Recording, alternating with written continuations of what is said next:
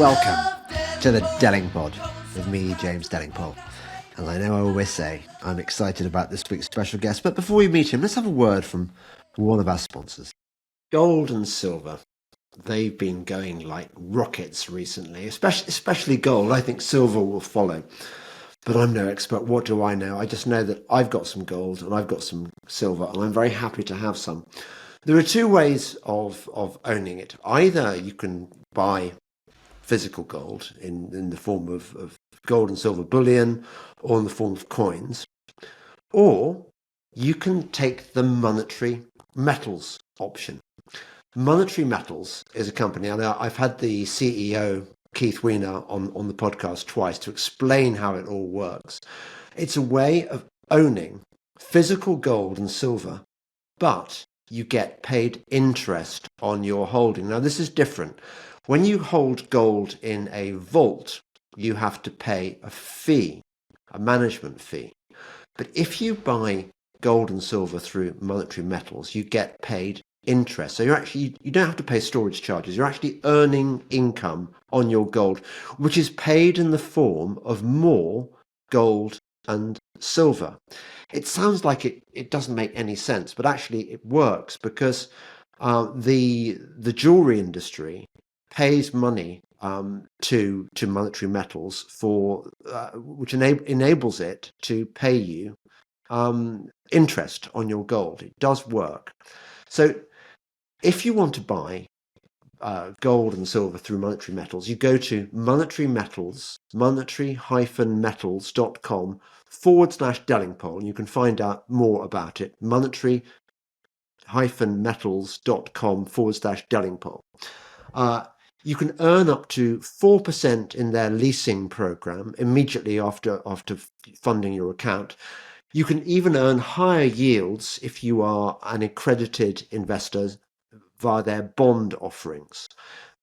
They let you earn income on their ounces, paid in more ounces of physical gold.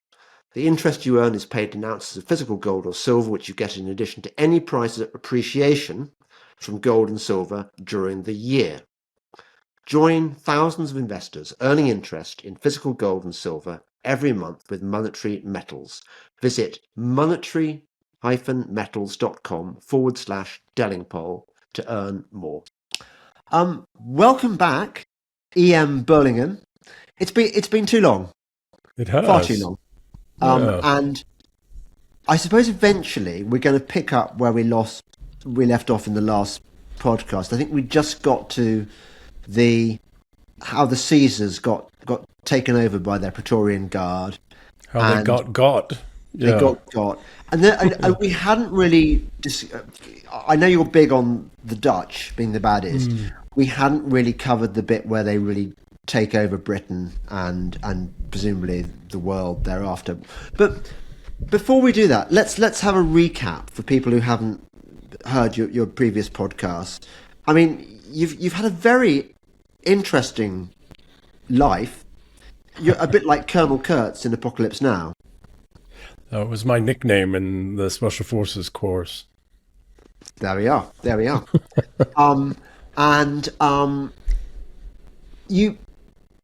So you spent some time in the military, first of all as a kind of ordinary soldier, and then when you were older, you applied for the Special Forces thing when you were running out of time. I can't imagine there were many years left when you could actually qualify. I had 6 months. 6 I had months. 6 months. Yeah. And this has prompted me to think that you must be the perfect person to ask a question. Before we started, I was saying to you, how do you cope with fear? And the reason this is an important question to me is that, as you know, I like to go hunting on horseback, which is a very, very dangerous activity. And the weird thing about riding when you're jumping over hurdles and hedges and fences and things is that it's really, really important to attack the jumps with verve and enthusiasm, because if you don't, the horse will sense, and either it will refuse or run out, which it means it runs to the side and doesn't do it at all, or it refuses and sends you flying over the obstacle, or it gets nervous and thinks this rider is not really keen. I'm going to put in an extra stride, and it does a cat jump. And cat jumps are really horrible because they're very, very steep and they're very uncomfortable. And so what you want is to be flying at that jump and get the horse to hurdle over it. So it's really smooth, and then it's like flying, and it's the best thing in the world. But even for experienced riders, how do you get in the right mindset to not have fear? A wonderful question. One that I have a considerable amount of experience in, having raised horses for half of my life, and trained horses, working horses for me, but my mother was a dressage. So you know what I'm saying is true, isn't it? About No. I have bitched out at a jump or an obstacle, and the horse has responded in the exact ways that you've articulated. Generally, because I worked with working horses, I had larger, more powerful horses. Usually, they would dump you into the obstacle, right? Sometimes head first. The way in which, and I have to give this to my mother, right? For any of her flaws, she did teach me a lot. She said, you have to trust the horse. If you don't trust the horse, don't do this thing with the horse. And so if you trust the horse, and you've done your training and you've done your riding, and the horse and you have got to know one another, and you've steadily increased your difficulties, at a certain point you have to trust the horse as a living creature that has its own mind, it knows better what to do with its body to approach and succeed at the obstacle than you do. What you say there is very wise, and it's a conclusion I've reached independently, but it confirms what I was thinking, which is never imagine that it's you jumping the jump. It's the horse that is jumping the jump. Correct. And so your job is to leave the horse well alone, except insofar as you've got to show it that you're with it in this endeavor. Correct. Yeah. And you got to position yourself right, and you got to do all the things for the horse. Yeah. But I'm a passenger at that point. Yeah. Yeah. Right. And my neural wiring can't fire the horse's muscles and nerves and everything else properly to do the jump. Only the horse can do that. Yeah. But it is quite literally a leap of faith, isn't it? Correct. It's all about faith. In fact, I think about that as a Christian. I think that the scriptures tell us that if you have faith, you can move mountains. And of course, imagine if we'd gone into the fiery furnace like Shadrach, Meshach, and Abednego. I think most of us would have been fried because we wouldn't have the faith that you could go into a fiery furnace and not be burned. But that is what riding is all about. It's going to the fiery furnace and think, I'm not going to be burned because God, or in this case, the horse, is gonna. Has it covered. Yeah. It's my first friends growing up, my closest companions growing up were all horses. All of them horses. And they're all different. Your horses are very, very different. Each horse is different. They go through changes in their lives just like humans. We co-evolved closely with horses for at least 9,000 years. We're very similar, closer than even dogs or cats and humans. I'm glad you said that. I mean, I love my dog and I love my cat, even though he's evil. But horses, just... Whole different level. Yeah. Learning to be with horses is what taught me how to be with humans. Okay. Now, and back to what you were saying, right? Back to fear. Well, when we're young, we have lots of fear in engagements with other people because we don't know if we're going to say something wrong or get something wrong, or they're not going to like us, or somebody's, there's all these social anxieties. Well, the same thing with the horse. You got to trust the other person. And maybe they'll let you down. I've had horses. I let them know, or I got in the right neutral position on the horse to let them know you got it. And we're in. And then for whatever reason, the horse balked or backed away, or um, did an extra step or whatever it is. Yeah. But I had to trust that the horse knew, right? The horse knew that was the timing wasn't quite right, the weight distribution wasn't right, etc. And sometimes you would find, okay, well, the horse is going through something. Maybe there's something with its leg, maybe there's a tightness in its thigh or something. Or other times it would just turn around, we'd go back a little ways and jump right over it. I think it's why the quality most of us look, with experience of horses, what we look for in a horse, number one is honesty. Yes. And then I'd say the second one is, not far below that, is like wants to jump. You want a horse that wants to jump. You need a horse with spirit, right? You need a horse with spirit, right? Little spunk, right? That's what we're talking about. The pony I like playful to ride. horse. Sunshine. Yeah. Naughty girl. Yes. Yeah. Some of the best horses I've ever known in my life, they would nip you if you gave them a moment, they'd nip you or something, let you know, I'm here, right? Yeah, you don't want to get bitten by a horse. You don't want to. Well, these ones wouldn't bite you, but they'd nip the back of your arm or back of your leg or something, just play with you, right? Like they do with other horses. And those horses tended to be the ones that were really trusted when you're out, all out. Yeah, right. It's such a powerful relationship you have. Yes, because I mean, okay, yes. You go for a walk with a dog. Okay, the dog is your best friend. He's a companion. He runs off and sniffs around and stuff. But when it's you and a horse, you are like a centaur. You are joined. Yes. At the saddle, I suppose. Yeah. And your lives depend on one another. Absolutely. Absolutely. And this translates to humans, right? Everything that we learn with horses translates to humans because they are so much like us. How do you think they're like us? Behavior-wise, personality-wise, behavior-wise, emotional, psychological. Horses are wired neurologically, neuroemotively very much like human beings. So you see them when they're in a herd, because they are herd animals, aren't they? I mean, they're much happier when they're with them. Yeah. And you see that there is a kind of a top dog, a top horse. Yeah. And sets all the boundaries for the rest of the herd. Okay, so I see that. So I can see sort of, it's a bit like, well, I imagine it's a bit like you must have had in the army. You must have had groups of young men, and you know who's in charge. And well, it's the same in school when we're away at school and we're in sports, right? There are natural status hierarchies in all things, and we need to remember that.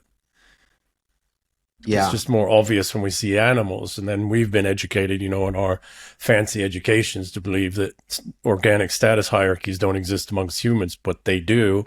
And we worked all that out on the playground when we were in kindergarten. Yeah. Although I have to say, I don't like being in groups of men where there is somebody I dislike, who's chosen to make himself top dog. Well, the ones who make themselves top dog generally aren't. And the only way that they get... What's that? I'm thinking of almost my worst experiences in that environment have been on stag weekends, where you find yourself with men that some of whom you don't know very well, and they're all out to impress and show who's got the biggest willy and who can drink the most or whatever. I've never liked those. Yeah, well, generally that's not a organic environment, a situation. Let the artificial peacocks artificially peacock. That's not an organic status hierarchy. That's just a one-off event or whatever. I'll tell you, I've suddenly, it occurs to me why I've had problems with these situations. Because as you may have guessed, I'm very much like a what you see is what you get person. And Same. I'm very upfront and very honest. And Yeah. I don't do that thing that, maybe we can come on to this, that a lot of English have been culturally trained to do, which is to hold back and hide behind a mask of reserve, of sort of politeness and stuff. That shit's never interested me. But being like me, being kind of upfront and ex- exposing myself, means that I'm vulnerable. Yes. If I held back, I'd be much better off. But not really. Right. So if I'm up front, somebody's and vulnerable, I'm the very same way. Right. The whole reserve thing doesn't work for me. Yeah. Okay. Well, then somebody's going to come after me. I'm vulnerable. They're going to come after me in a way that I know. But if I'm reserved, I don't know how somebody's maybe moving against me or trying to move against me. I like that. Right. Does it work? It works quite well, right? And generally, what will happen is I've had people, and I had this in SEER school actually, getting slapped around in the prisoner of war camp, in the schoolhouse. I've never been a POW, right? But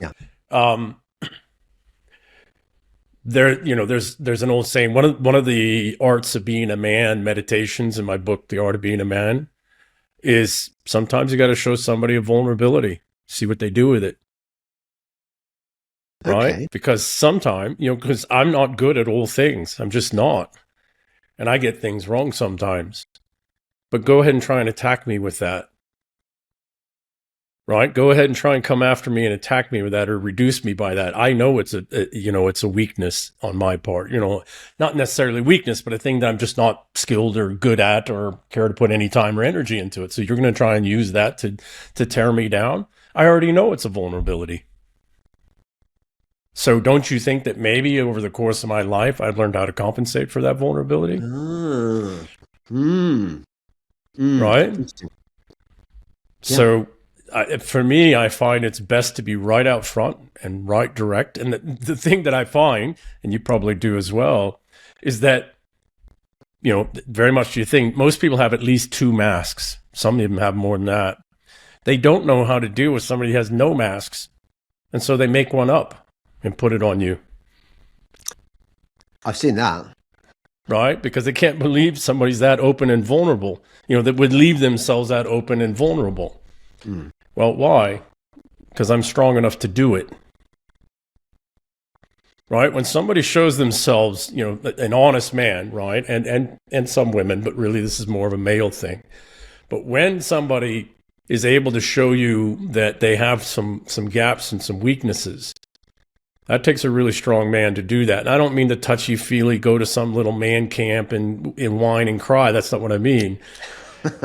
Right? But if I got a gap in my armor, right, a chink in my shield, I don't care if you see that. I've learned how to fight with that and how to compensate for that.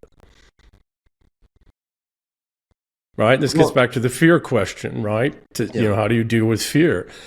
Be without fear. That too is in your belief system, your Christian belief system, right? Yeah. Right. So what does it mean by be without fear? It's exactly what I'm saying in your belief system, in the Christian belief system. God's there with you. Right. In my Norse pagan belief system, it means I know what my weaknesses are. And the ones that I could fix, I fixed, and the other ones I can't fix. So I've learned how to compensate so that they're not as they don't make me as vulnerable as you think they do. So I don't need to fear them. This is not at all how I expected we were going to start the podcast, and it's been a very nice digression, especially for horsey people, but also for men who are interested in what it's like being a man, how to do it better and stuff.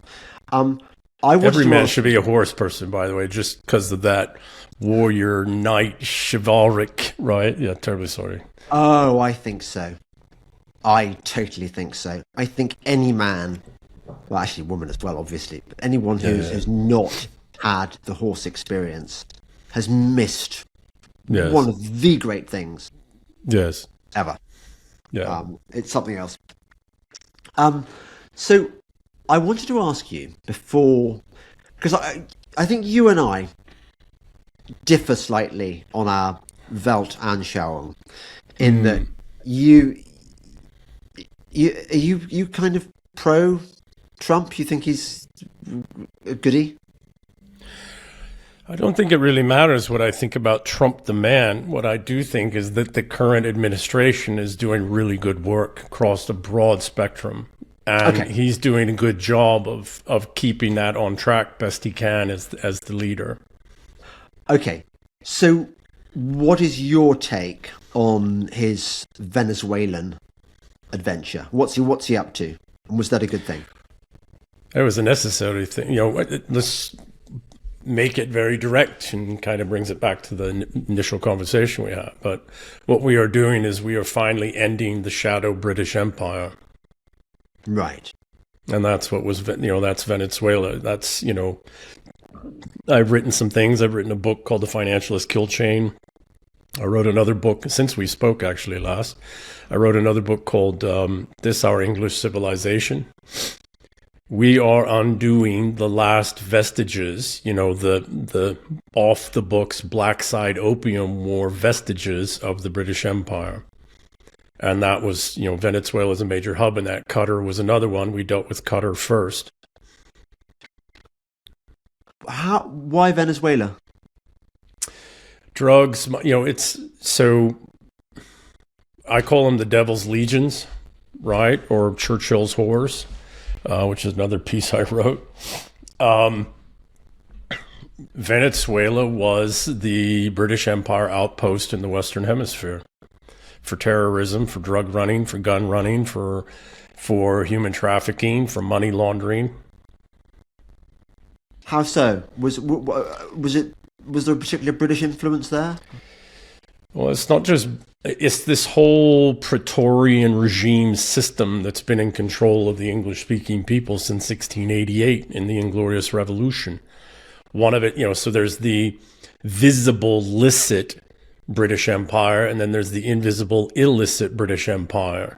Right. The licit empire is mostly gone. The illicit empire is still very much with us. And now we are, that's what killed the Kennedy brothers. I personally believe it's what killed Lord Mountbatten. I think Lord Mountbatten was trying to end the Praetorian threat around the crown and free the English peoples, and that's why they took him out. The illicit British Empire took him out. That's an interesting take on Mountbatten. I mean, previously the line I've heard on Mountbatten is he was bumped off by that establishment because he was such a flagrant pedo that it was getting out of hand. Well, that's what everybody says, but I don't believe so. I believe Lord Mountbatten was trying to actually replace the Parliament and, the illicit British Empire security teams around the royals to break them free. I do like an alternative conspiracy theory. So thank you. Yeah. Well, if you look at Lord Mountbatten, and he was a loyal royal, and he was the only one that had all the right things. If we were going to break the Dutch control, and how is that control done? Through the Praetorian Guard, the House Guard. He would be the only one that could have done it. And it would look, and you would be able to paint it as, he's trying to mount a coup, right? A violent coup, etc. And then, of course, you would besmirch his reputation, etc., etc.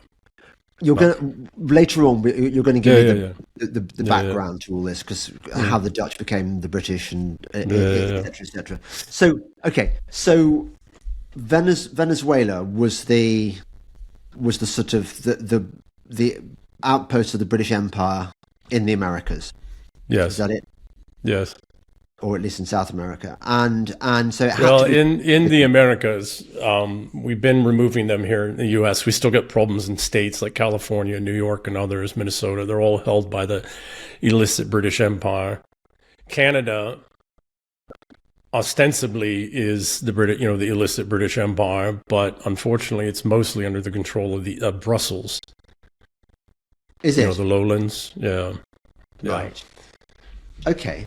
So On the subject of the US, um, where are you on all the kind of the old families, the families that can trace their roots back to the Pilgrim Fathers or similar, the really old families that are kind of more English than the English? Are Yeah, they the old in your view stock. goodies or baddies? Well, as a Burlingame, I'm one of those. My Right. adopted family. Then we go back to 1650, been in the same part of New York and Rhode Island since the 1650s. Um, there's always factions, Yeah. right? And old families. It's not about wealth, but it's about, the pedigree, right? Yeah. Um, Bloodline. the bloodline. There's another word there I can't remember right now, but oh gosh, it's going out the other side of my mind. But anyways, you know, um, Lineage. well, lineage was just another term. I can't remember it right now. The provenance, Yeah. right? Yeah. They're always, jockeying with one another to be the most important voice or influence on where things go. And that kind of makes sense. They were here first, right?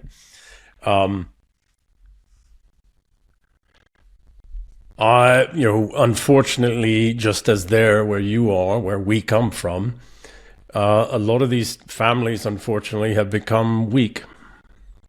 There isn't much coherency to them left. Some, right? Some they're loyal to, right? They're loyal to the U.S. I don't know. Some are still loyal to the English-speaking peoples. I think we are trying. I think on the whole, the old families, the old stock, right here, are trying very hard to save this experiment that is this self-rule experiment that is the most reasoned out and expressed form of English constitutional living. I think we are trying to restore it now. Is it riddled through so much, and have we been replaced in our own lands by so many peoples that, tens of millions of peoples that don't come from here and our backgrounds, etc.? I don't know. Was I'm that, even by the more way, part of the British, the evil British Empire? All this repopulating of America with people Yes. across the Well, border. this is Rome. This is, the illicit British Empire is Rome.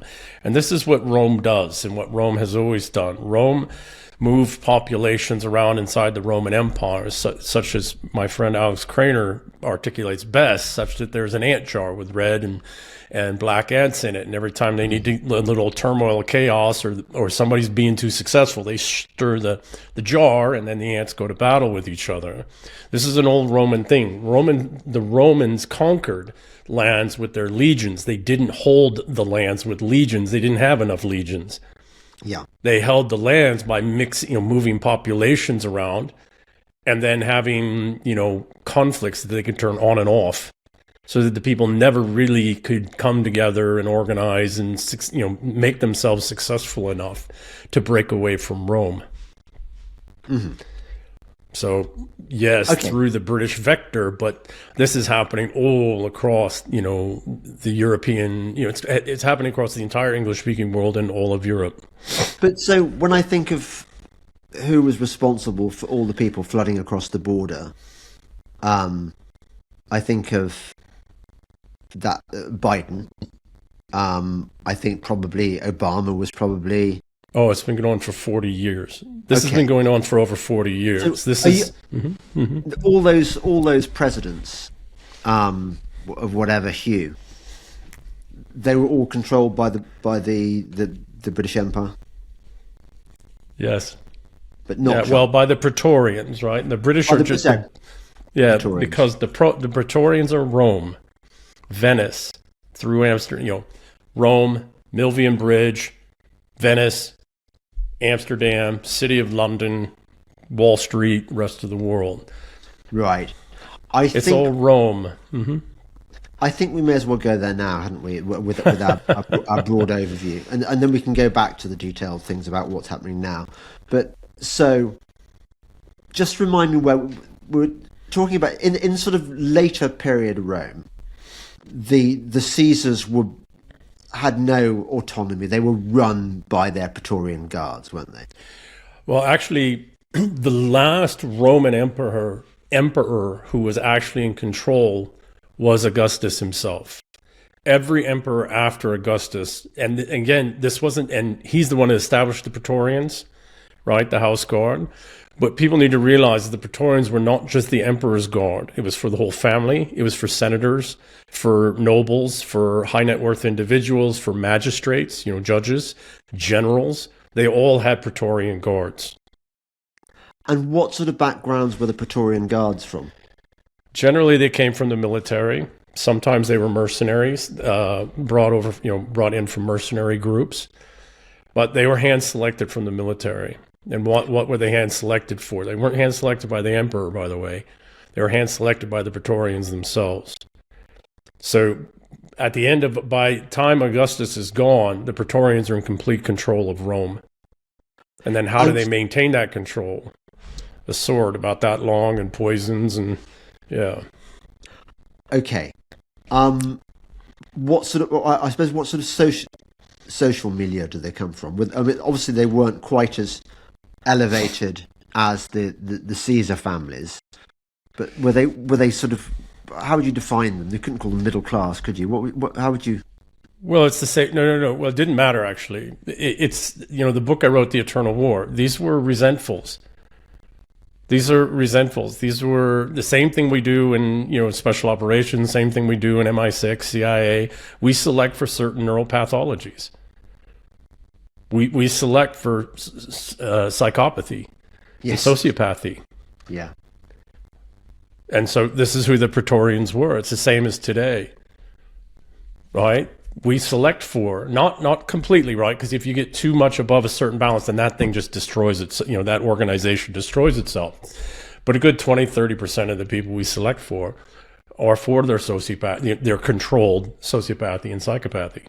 Because there's kinds of work, the willingness without qualms to assassinate an emperor or your charge, that person that you're responsible for, or one of their family members to keep him in control.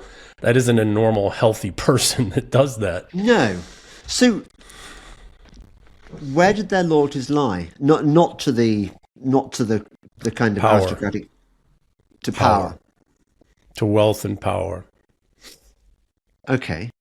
And they're all, and again, I might or might not know some of these people today, right? They all know they're expendable, but they get to have this they get to be part of an organization, an institution that's very wealthy and very powerful and very connected, and they've always got a job. They always do fairly well, or sometimes very well. Financially and economically. They're not trying, most of these aren't trying to be rich and powerful. What they want is power and the ability to exercise power. So what, they obviously wouldn't call themselves Praetorians now. What would they call themselves?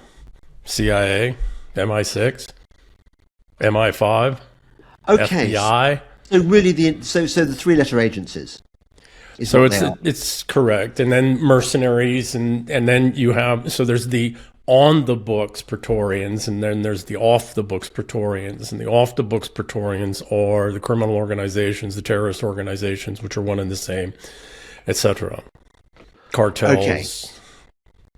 So you've got the various mafias, the Italian mafia and the Jewish mafia. Correct. That's why collectively I call them the Devil's Legions now, because it's, it's the agency, the Five Eyes, it's the internal security, it's certain elements in militaries, but then it's also all of the criminal and the violent criminal and all that other. It's all one organization now. Okay, so it's like a sort of military criminal corporation that runs the world. Well, just think, what did the British East India and Dutch East India Company become? Because that's who started this. Okay, right. Because remember, the British military was never giant and sizable enough to build out this empire. So the British East India Company and the Dutch East India Company did it. They hired mercenaries. They hired their own private security Their militaries at some point, at different points, the British East India Company is mostly done away, folded into the VOC, rebranded as the British East India Company. But there were times where the rebranded VOC had bigger armies than England. Yes. And bigger navies. Yes. I mean, it was the East India Company which ran India until, the early 19th century. Yeah. Well, and one wonders if they're not still running it. Right. Okay. So, I suppose what's interesting about, not interesting about it, all your theory is interesting, but what I notice about it is that it doesn't require one to have been born into a bloodline family. That basically these are interchangeable parts. It's the system that runs the world, and the people can come and go within the system. Well, and they've mostly done away with the bloodline families or weakened them so much because that's the only threat to this illicit off-the-books power structure. So presumably that would explain, if we go by your theory, that would explain why the Romanovs were taken out. Were offed. The Romanovs were offed. It's why World War I happened and killed most of the old stock noble families of Europe and the United Kingdom and their loyal men. See, historically, the only thing that stood in the way of this type of illicit power structure is feudalism. It's powerful, strong princes that, you go ahead and try and embed that in my people, my culture, my economy, my anything. I'll kill you. So in your ideal world, we would restore the feudal system? Some update. I think it's already happening. Look at family offices. Look at where we are. Look at there's Sean McFate at Georgetown has put a video out, and he's done papers, etc., on billionaire warlords. For all intent, private military contractors, etc. For all intents and purposes, we already are back at feudalism. We just still have this lingering vestige of the state that we're now working on allowing to collapse. Okay. So it is a bit like Blade Runner or something, where the world is run by these kind of giant corporations. That nation states don't really matter anymore, that it's beyond that. Actually, it's more like maybe we've gone back to Renaissance Italy, where you've got these... Correct. Actions. Venice. What we have now is we have Venice everywhere. Explain to me about family offices. Family offices. So family offices are very sophisticated structures that manage family wealth with all the protection, all the legal structural protections, all the covenants, the bylaws, the trust of trusts, 2-3 tier trust structures, management teams that manage, various management teams that manage different types of investments in different portions of the portfolio, different portions of the family, that wealthy family. There's single family offices, and then there's multi-family family offices, right? So think a single family office, a billionaire family or a centimillionaire family, single. So maybe a count, right, in the old English system, right? Or count or below, baron, a count, etc. And then you have the multifamily family offices, which are like dukes and earls that have counts and barons and everybody else underneath them, right? Other families. And what is this? This is feudalistic system. It's just not based off of geography, geographic land. It's based off of investment portfolios, which do have some land. They have a whole mix of assets, but they have a mix of assets all over the world. So what we've done is we've virtualized feudalism. Global warming is a massive con. There is no evidence whatsoever that man-made climate change is a problem, that it's going to kill us, that we need to amend our lifestyle in order to deal with it. It's a non-existent problem. But how do you explain this stuff to your normie friends? Well, I've just brought out the revised edition, my 2012 classic book Watermelons, which captures the story of how some really nasty people decided to invent the global warming scare in order to fleece you, to take away your freedoms, to take away your land. It's a shocking story. I wrote it, as I say, in 2011 actually. The first edition came out, and it's a snapshot of a particular era, the era when the people behind the climate change scam got caught red-handed, tinkering with the data, torturing till it screamed, in a scandal that I helped christen ClimateGate. So I give you the background to the skullduggery that went on in these seats of learning where these supposed experts were informing us, we've got to act now. I rumbled their scam. I then asked the question, okay, if it is a scam, who's doing this and why? It's a good story. I've kept the original book pretty much as is, but I've written 2 new chapters, one at the beginning and one at the end, explaining how it's even worse than we thought. I think it still stands up. I think it's a good read. Obviously I'm biased, but I'd recommend it. You can buy it from jamesdelingpole.co.uk/shop. You'll probably find it. Just go to my website and look for it, jamesdelingpole.co.uk. And I hope it helps keep you informed and gives you the material you need to bring round all those people who are still persuaded that, oh, it's a disaster, we must amend our ways and appease the gods, appease Mother Gaia. No, we don't. It's a scam. Which do have some land, they have a whole mix of assets, but they have a mix of assets all over the world. So what we've done is we've virtualized feudalism. Right. And it's never going back, right? Because there's no, unless we bring down common law and physically repossess, we the people repossess the land. This is set, this wealth that's been taken and stolen, wealth that's been earned in other cases. I don't want to say it's all been stolen. Yeah. But this is all in these very sophisticated structures. And I know some of the people who do these family office structures, brilliant people, right? I know the ones that done it for the royals there. We have returned to feudalism structurally. We just haven't returned in all the other ways. And the thing that's really matters to me the most is we also have to restore nobility. The nobility is a word, not as a hereditary concept and idea, but what does it mean to be noble, right?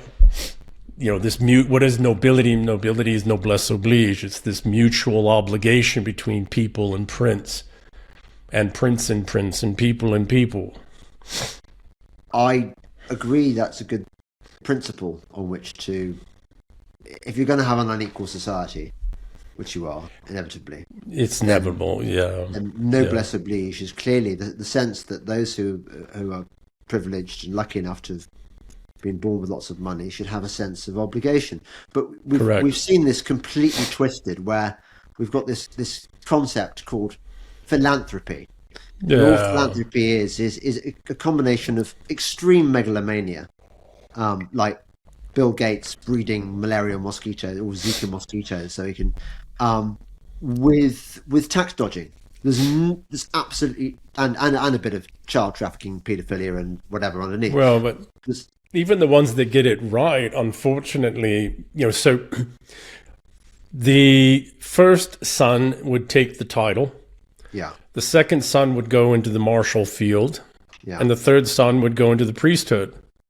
Yeah. Well, the second sons don't go into the martial anymore. That's for the peasants, right?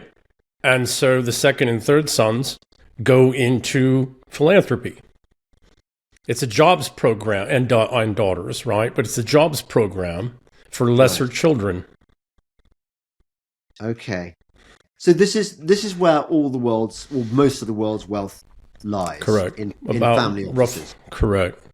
And it's growing all the time. Have you got a family office? I do not. I quite like them. My little brother wanted to set if he ever achieves his level of world domination. Well, it's absolutely essential in the modern world, right? You have to do it if you're a man of any substance. For me, when the brain injuries hit me really bad in 2017, 2019, I took a fundamentally different turn and turned away from billion-dollar, from building the vast investment portfolio and wealth.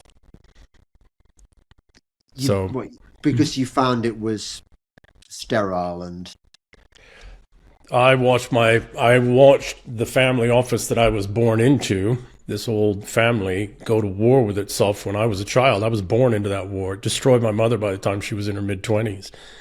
She's never recovered. She's now in her late 70s. So I grew up in this ugly, nasty, world, and money has never motivated me. I thought I had to, that's what I pursued for 20 some odd years, 30 years, because I thought that was, what you're supposed to do as a good son, of old families. But I don't like money. I don't care about it. I understand it. I respect it. But it's not the pursuit of my life.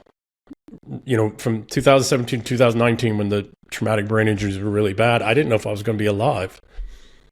I was ludicrously suicidal. I had a young daughter though, so she needed her father, so I was not going to do that.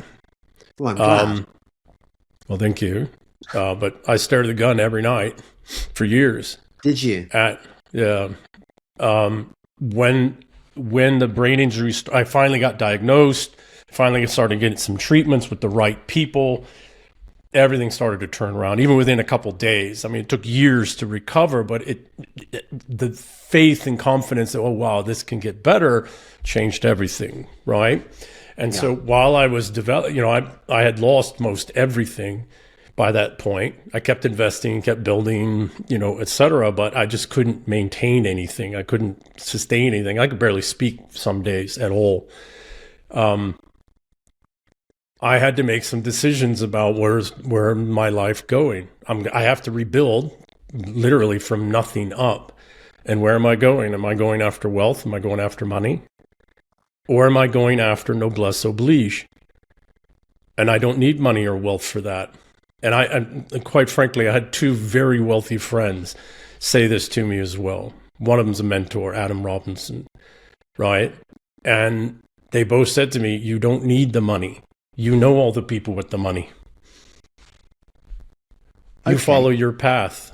You do what you need to do, that you believe is the contribution you're supposed to make to the world.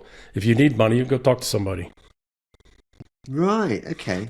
What the people who've got lots of money, what are the drawbacks of having lots of money, apart from the family wars that they start? Yeah, well, the worst one is they have Praetorians. Oh, okay. They attract Praetorians inevitably because the Praetorians are going to make sure that they have some access and control over that pool of wealth. Right. The second piece is, and there's two ways they do that. One, they either put their own people, doesn't have to be the whole team, but at least one or two of their people in your security team. And or they make sure they got one or two of your gatekeepers. This is the biggest problem I've run across for decades with ultra high net worth is gatekeepers. And there's always one or two of the gatekeepers who works for the Praetorians. Is that so? So you've got inevitably, you've got someone in your financial entourage, as it were, in the structure. Yes. Who is there to betray you, or at least to undermine you and keep you in line? Yes. Yeah, and maybe often it's just passing information, right? But the point being is that you have somebody within one step of you put a blade between your fourth and fifth rib, or put a little drops of something into a drink at any time. As punishment for what? Well, for your getting out of line of the regime in how you use your wealth, or if you decide to use your wealth and influence to bring down the Praetorian regime. Right. Okay. And they kill people regularly. Regularly. High net worth people. Ray Dalio's oldest son died in a car accident after his middle son, Paul, who I know, was hit and run in New York that nearly killed him, put in the hospital for 6 months. David Rothschild died suddenly of a heart attack with no history of heart problems. Lady Diana. Right? So, King George V or VI. I always get those mixed up. There's so many Georges. Right? Yeah. So what we have to understand is that, Patton, Lawrence, Sir Lawrence, right? T. Lawrence. Kinds of, T. Lawrence, right? Yeah. People get killed all the, these elites have family members that get killed all the time. That's, look at the Gettys, the kidnapping of the Getty and, the ears sent back, and then Patty Hearst, all of this. Okay. What level of wealth do you need to achieve for them to take an interest in you? What's Praetorian level? Right, so wonderful question. So it's not necessarily about wealth. Okay, now that's true. But more what it's about is your relationships. What is the nature of your relationships? And what is the nature of your credibility in the community, your voice in the community? Right, in the broader community, in your peer group and with the people. Right? Because the fundamental way in which these power structures are mostly maintained is they keep the people and the princes apart. They keep the people and the princes constantly at war with one another. And heaven forbid a prince might ever actually build a solid relationship with the people, because that's an unstoppable force. So that's more what they're looking for. It's less about money. It's more about, a princely person who has the noblesse oblige and warfighting capacity, this broad spectrum, 7 elements of power warfighting capacity, and can genuinely build a bond and creation with the people that is Praetorian, that is immune to Praetorian threats. Yeah. This is why they brought down Napoleon. This is why all the powers of Europe were set against Napoleon. It's also Napoleon, if you read some of his writings, this is why he did what he did. So you think he was a goodie? Napoleon was a goodie. Okay. You want a perfect example of how he's a goodie? Much of what Napoleon, the changes, the modifications to the French system, power systems, education systems, legal systems, etc., that Napoleon brought about are still with us today. Yeah, he brought in metric. I don't think we like metric. Yeah, well, it gives us another reason to hate the French, right? And inches. Yeah. Well, you're with me on this one. Yeah.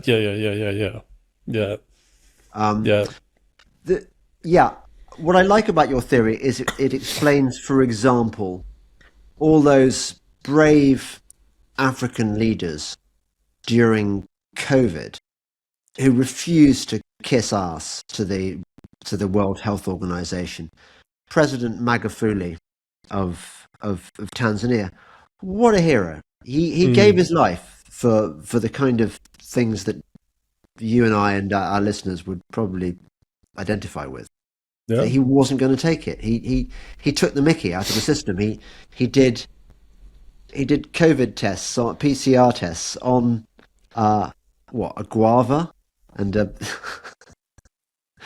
because he wasn't buying into it, and he got offed for it. So you're saying that happens across the board. Across the board, and it's been going on for centuries upon centuries upon centuries. Okay, and it doesn't require any kind of family history to be joined. I look at people like Mark Carney, for example. I don't think Mark Carney comes from a particularly bloodliney background, does he? He's just one of those people that seems to have wormed his way into the. I mean, he is Praetorian Guard, isn't he? Well, he's not a guard. Praetorian Guards, the guard part, are the ones that'll do the killing, the control and the killing. The Praetorians is the regime, right? This illicit, hidden financialist regime. Right. Carney is one of the senior managers in that regime. Yeah.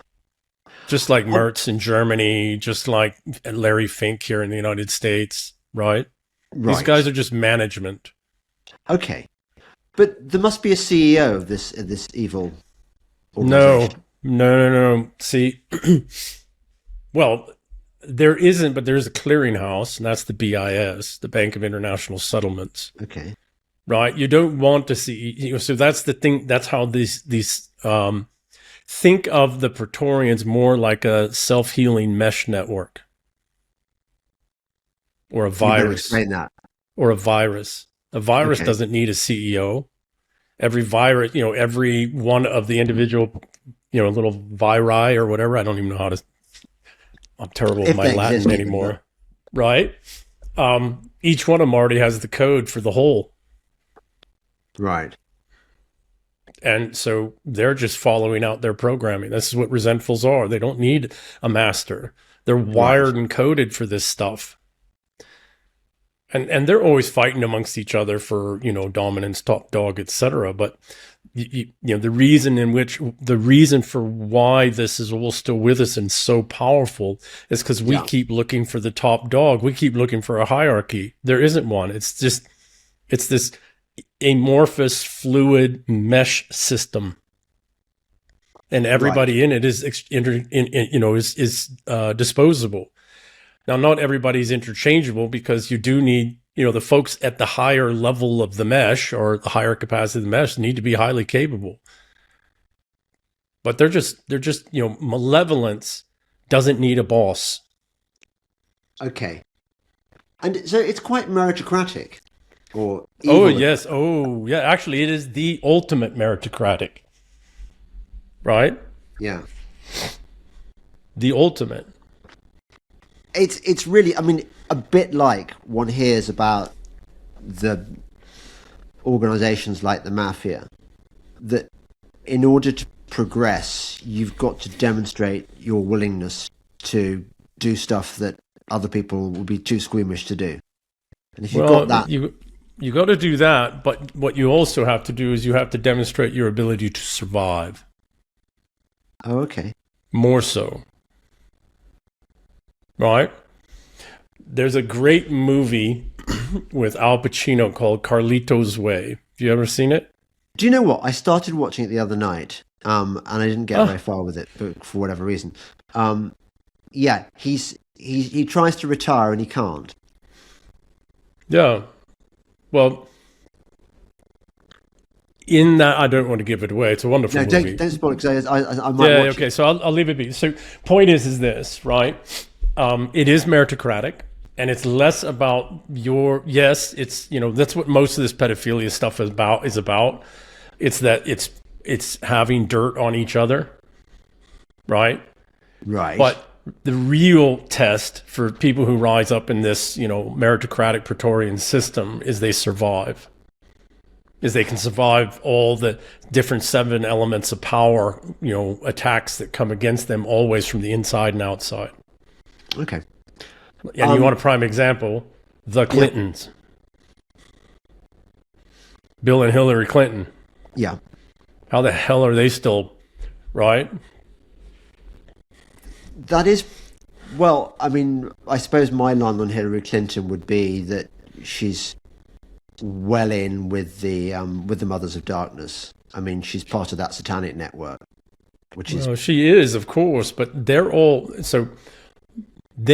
at war with one another always. And they're looking for, any time there's weakness, they can sniff weakness in one of their own, they'll go after them. See, we don't live in that kind of world. I've seen it. I've been near it. Yeah. But we don't live in that kind fun. of world. Oh, it's not much fun. No. You've got to presumably love raw power more than anything. Yeah, I don't... So give me a second.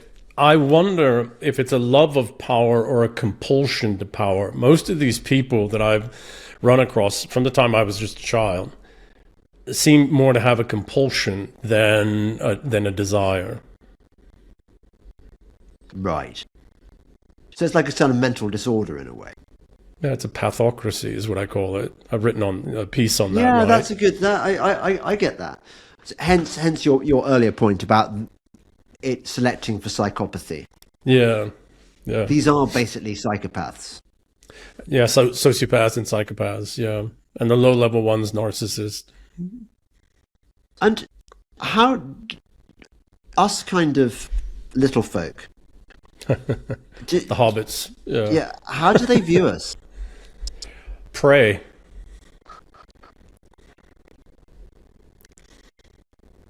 Useful prey. We're prey animals, right?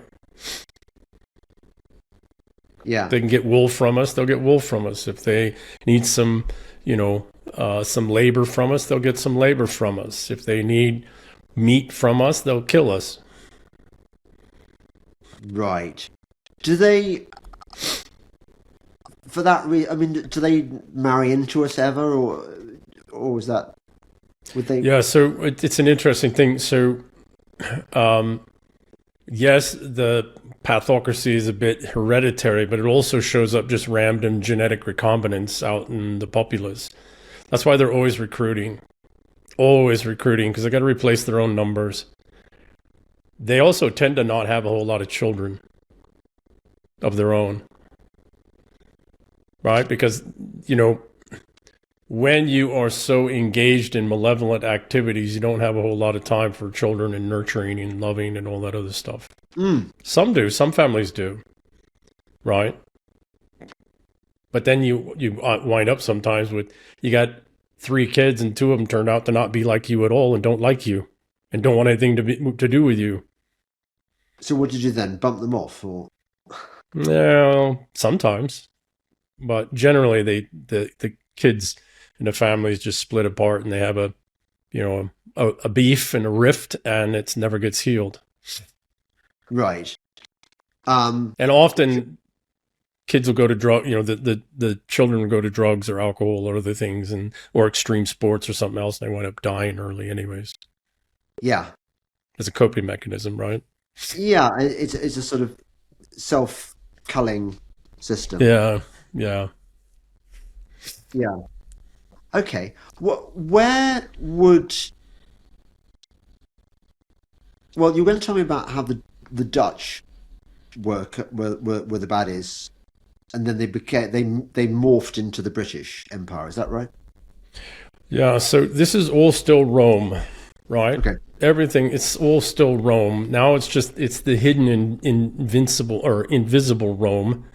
This is really what Henry VIII was doing, kicking the Roman Catholic Church, the Holy Roman Catholic Church, out of England. He was removing this, trying to remove this infrastructure. And then, there was a running, unconventional war waged by the Vatican in England, in the United Kingdom, what would become the United Kingdom, starting in the 1500s all the way into, all the way up through the Inglorious Revolution. That's what Cromwell was fighting. Now, then the question becomes one of, well, who funded the Puritans and sent them back to England? Right? And who funded, so the Dutch learned from the Venetians. The Venetians were the Praetorians out of Rome. And that whole Praetorian system's been evolving for over 2,000 years.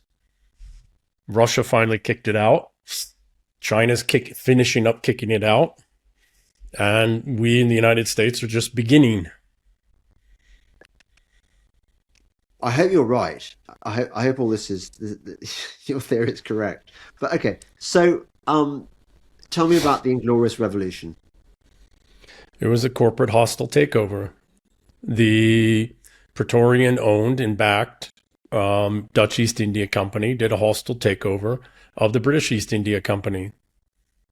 And they sent, William of Orange with Mary, I think. That was the daughter, Mary Stuart, James II's daughter. Sent them over to England with an army at the invitation of the parliamentarians, which the Dutch had already bought and paid for, and many of the magistrates, the judges, the judiciary that had been bought and paid for, and 7 nobles. Well, what was happening with those 7 nobles? They were the lead investors in the British East India Company, and the British East India Company was insolvent. So they welcomed a hostile takeover from the VOC, because they got shares in there's conversion of British East India Company shares to the VOC. And then the VOC did a reverse merger and became then So rebranded who were these? Who were the nobles? I don't remember the families. I'm going to have you to could look it them up. You can look it up fairly easy. Yeah, it was 7, if I remember correctly, 6 or 7. I think it was 7 families that, welcomed William, right? What, how did this must have been very odd for the English people to live through this experience. Well, they'd just come through Cromwell and they'd come through the English Civil War, and all of that was set up in in Queen Elizabeth's time. This taking down of England. Yes. What, right? People what, John Dee and Francis Bacon? People like that. Correct. And then Charles I, right? James, unfortunately, His Majesty James I, never really understood the Englishness and became English. Charles I did. He tried very hard. In fact, Cromwell went on and did most of exactly what His Majesty Charles I was saying for the exact same reasons. But that was after he'd already beheaded the king and melted the crown down, right? But all this was set up, this eventual, so on the continent, the concepts and ideas of royalty and monarchy and feudalism were undone with the Westphalian system that was put in place in 1645 and 1649. Well, those efforts were started in what would become the United Kingdom, but in the British Isles in the late 1500s, early 1600s, just like it was on the continent. However, Cromwell came in and threw a spanner in, and so it wasn't until 1688 when this project, this end of feudalism, beginning of financialism system was put in place in England. And that's what the Inglorious Revolution was. And they sent William and Mary over with an army. That army wasn't there to conquer the English. That army was there with the security to make sure that the king and queen did what they were told. And that security apparatus has been in place in the palaces ever since. And if people take a step back and really look at our history, look at how many royals have been killed and how many royals have died when they shouldn't have. Right up to today. Who are you thinking of? I personally think Her Majesty was bumped off. This is what they do. They get as much out of them as they can, and then when they get old enough and they're ready for a transition, they bump the old one off. Like her grandfather. Right? It's even openly stated that they euthanized her grandfather. George V or VI, right? Again, or 8th or whatever. George X, whatever. George VI was the father. The father, okay, so it would have been George V. Yeah. Okay. Yeah. So, you also have to look at other noble houses and what's happened with them, right? How many of their kids have been bumped off? You have to look at elites. You have to look at judges. You have to look at, right?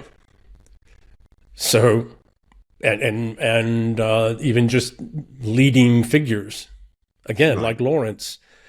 What was the threat of Lawrence? Well, Lawrence had spent all these years, all this time in the Near East, and had built all these relationships that would have worked, of the restructuring and rebalancing of the borders, right? So undoing Sykes-Picot in something that would work. Well, that's not what was wanted, right? What was wanted by the French and the English was the ant jars that had been created specifically so that the oil wealth, that would accrue to those peoples, 80% of it would have to be spent on internal defense. Right. Yeah. Instead of on, building universities and a flourishing of, Arab culture and society, they spent the last century plus spending about 80% of the wealth made on internal defense. So, from the Inglorious Revolution, okay, well, you already had the Bank of England, didn't you? Set up in, was it 1666? That happened 1694. So that's 1694, right? Okay, 6 years later. Yeah. And what happened? Yeah. Something bad stuff happened in 1666. 6 years. Yeah. I don't remember exactly. You'd have to Well, there was the remind fire in me. London, but I think some of the Yes. structures were established at that point. Yes. Yeah. Yeah. Yeah. Well, it was cleaning the way. It was doing the Nero, right? The Nero thing where Yeah. you're clearing out because the industrialists, that's really who was behind this was the industrialists on the Thames River, the Thames, Thames. the Thames. Thames, right? Who were all backed by Venetian Dutch banking monies, and they needed the land and they needed the properties. They needed the space to build industry, and so what do? I mean, they just did this in California here recently. They Yeah. burned down a bunch of residences. Yeah, Yeah. right. And then you come the city, the state, or whatever it is comes in and buys it pennies on the dollar, They didn't and now have it's available. directed energy weapons What's that? in six. They didn't have directed energy weapons in 1666. They had to use special primitive match technology, and Well, they actually did. They actually used primitive match technology in the Palisades as well. They've arrested 2 people finally for setting the fires. did they? But Yeah. so are you not of the directed energy No, weapons? no. You don't think so? We do have targeted energy weapons, but not like that. Oh, okay. HARP's nonsense. I'm electrical engineer, computational engineer, PhD level. So you We don't don't- believe in HARP? Oh, HARP's nonsense. Absolute nonsense. Absolute nonsense. Well, I can tell you now that some of the viewers and listeners are going, I don't trust this guy. He's Well, shilling they for the cannot enemy." trust me as much, but let's compare my physics and mathematics and engineering background with yours. If you can hang in that conversation, wonderful. I'll hear. But most people running around talking HARP and all of this have absolutely no requisite background whatsoever. Do you not think? You don't think that the weather is manipulated? No, we don't have the energetically. So here's 2 things that people really, really need to understand. Everything is still bound by the laws of thermodynamics, the laws of conservation of energy, and Maxwell's equations. Everything. And we cannot control the weather just because we do not have the energetic capacities, right? This is one of the many reasons why I enjoy having you on my podcast, because you could be talking complete bollocks, or you could be talking absolute sense, and I have no way of telling. Well, think obviously you've got this, my friend. Think this, right? Think the pharaohs maintaining power by convincing the people that they had the ability to control the flooding of the Nile. It's the same thing today, right? I wrote something about the Panopticon Con. I've written several pieces on the Great Deception. If you have a $10 trillion economy based off of, ostensibly a 10 trillion, I'm just throwing a number out there, right? A $10 trillion economy that's all built on a lie. Your power, your capacities to do this, or this. Would you not spend $5 trillion a year faking it? Would you not spend 8 trillion, 9 trillion to fake it? I think that if they have the power to control the weather, that we're talking about really bad people and megalomaniacs. You've said yourself. So yes. If they can, then they will. There was Correct. nothing that, but if they can't, they'll fake it. Yeah. I will, as they did with the moon landings and stuff. I don't know about that, but I think they probably did land on the moon. But It's so good many that we other can agree things. to disagree. Yeah. Right. So- So I want to be careful with the conspiracies because some conspiracies do work. I was sent to school by the U.S. government for almost 2 years to learn how to do conspiracies. That's what unconventional warfare is. Right. Quite literally, right? It's what the CIA is. Their whole job is to do conspiracies. So, Yeah. right? Quite literally. I mean, it's like, okay.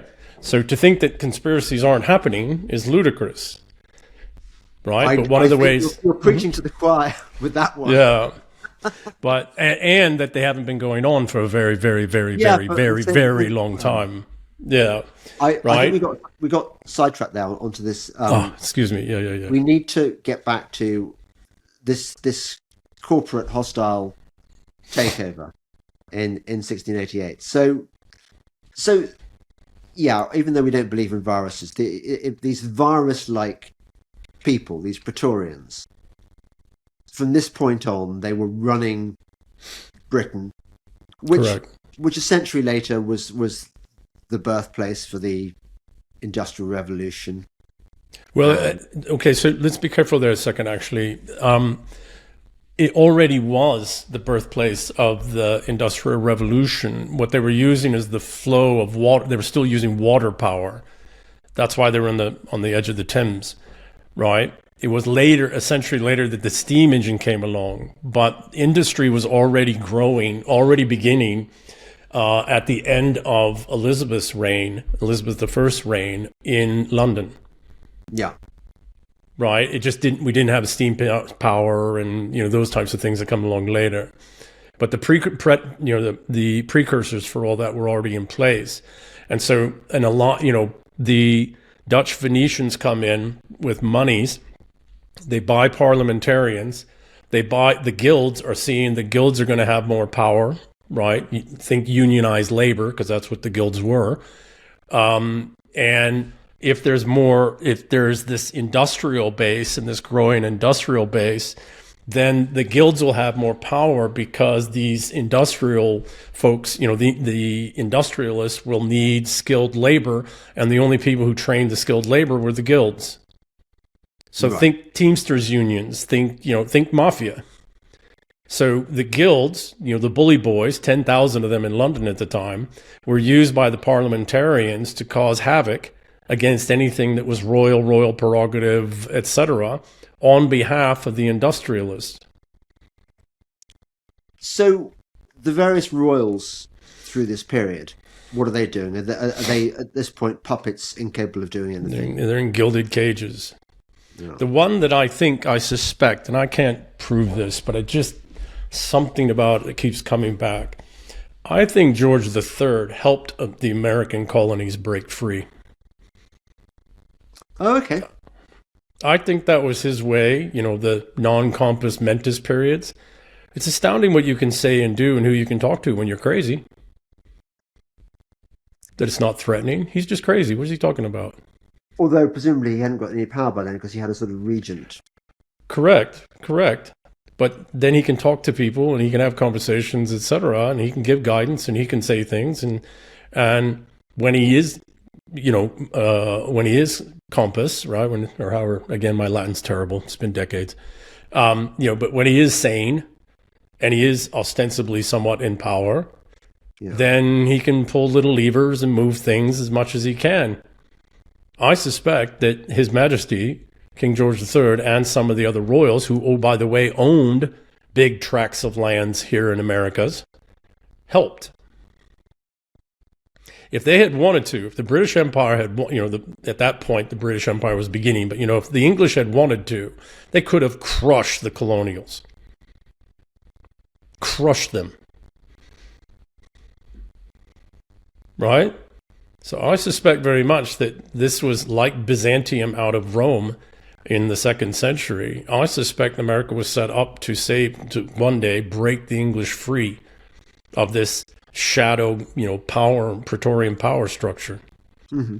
Because this exact pattern is exactly how Constantinople become Byzantium, broke free of Rome itself, which culminated in the Battle of Milvian Bridge in 312, which formally ended the Praetorians. Ah, everything connects. I see. Yes. Right. Because we have to remember that, unlike the foppish, the image that's given of our nobility and elites of being foppish, libertines, most of them were not. Most of them were extraordinarily well-read individuals who really understood power and who lived history because it was their family's history. It was a living thing.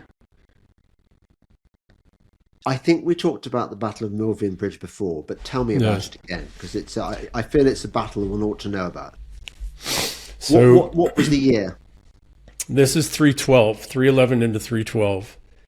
What it took over a century to build up power in the Eastern Empire, independent of the Praetorians and the Praetorian regime and power structures, and then to draw the Praetorians out by being overconfident, cocky. They elevated their own emperor, whose name I can't remember. I'm terrible, with these things. But Constantine was finally able to draw the Praetorians out in military ranks with the puppet emperor and defeat them at the Battle of Milvian Bridge in 312. And then he destroyed the Praetorians, killed them, just killed mass numbers of them, and disbanded them, and articulated that if any of them ever tried to rise to power again or come together, that he would kill them. And he did. And some of them fled to the lagoons of what would become Venice. Right. So we like Constantine a lot. We like Constantine a lot. Right. Was this the battle where he had the cross on his correct on his, correct correct yeah. Well, presumably the other side did as well have crosses, didn't they? Because they were presumably representing Rome. No, but Rome wasn't. Rome didn't really become Christian Rome till 1054 in the 1054 schism. Now they were working on building from the 600s forward as Rome was, restoring itself. Rome proper, right? But Rome itself, the Holy Roman Catholic Church didn't come about until 1054. Right. Okay. And where are you in all this on the church? Goodies or baddies? The Catholic Church? Yeah. Baddies. Very baddies. Right from the off. Right from the beginning.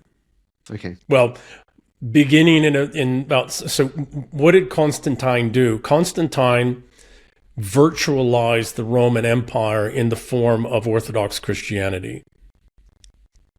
And Rome realized the power of that, this unconquerable power of that.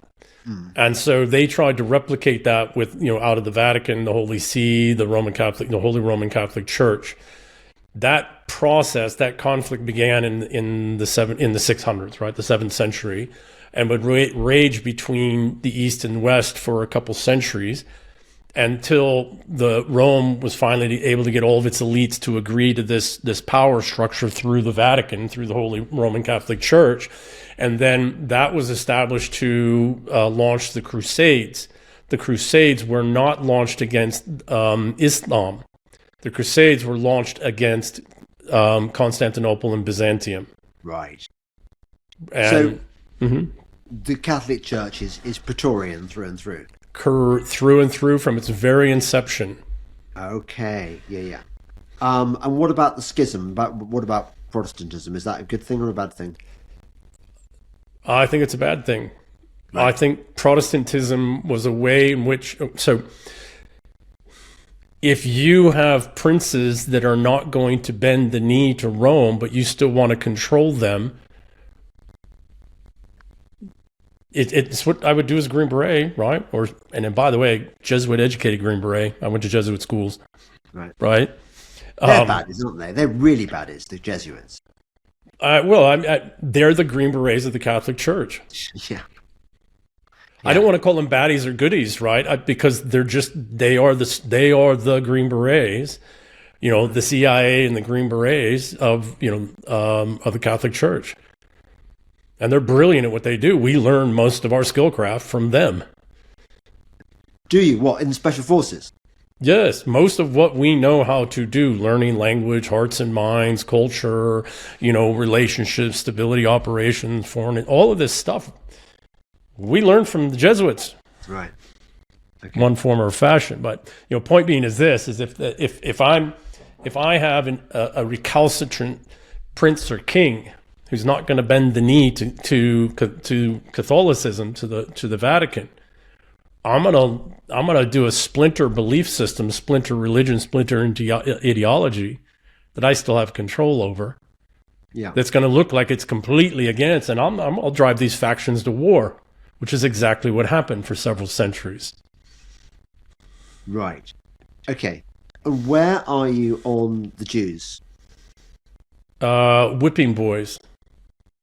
See, when we were driving, when Europe was being prepared for war against Byzantium, with the imprimatur of it being against Islam,